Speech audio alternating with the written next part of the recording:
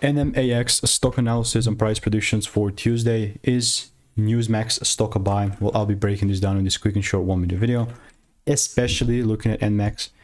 If I zoom out, you will see that this is just a bearish market, which I'm not gonna just, you know, say, oh, it's over.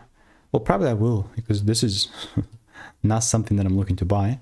But if you ask me when would this be a buy, Mr. Sicko? Well, I would much more look for this like as a bullish range if I start seeing breaks above 1587.